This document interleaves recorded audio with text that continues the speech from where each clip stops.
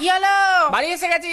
আজকে তো রাখি পূর্ণিমা, তুই তো কোনো বাড়ি দিন পড়তে যাস না, এবার কি হলো? আরে মনে থাকলে যেতাম নাকি? আরে তুমিও তো একবার মনে করতে পারতে। হ্যাঁ, সকাল সকাল কোনো কাজ নেই তো এসব কিছু করে বেড়াই। আরে আজকে একটা ছেলে পড়তে যায়নি, যে কটা মেয়ে এসেছিল আমাকে রাখি পড়ানোর জন্য এমন করছিল যেমনটা বন্ধন ব্যাংকের কাকুর জন্য পাড়ার কাকি মারা করে। কেউ আসেনি যখন চলে এলি না কেন? তুমি কি ভাবছো আমি ট্রাই মারিনি? আমি তো ওপর থেকে নিচে অব্দি জোর লাগিয়ে দিয়েছিলাম পালিয়ে আসার জন্য।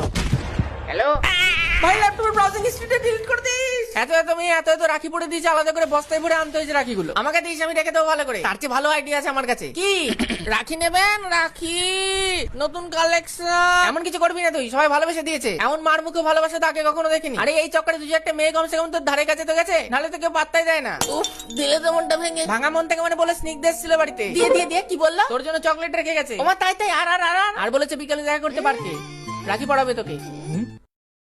আরে বৃষ্টিতে ভিজে লেগে গেলি কেন?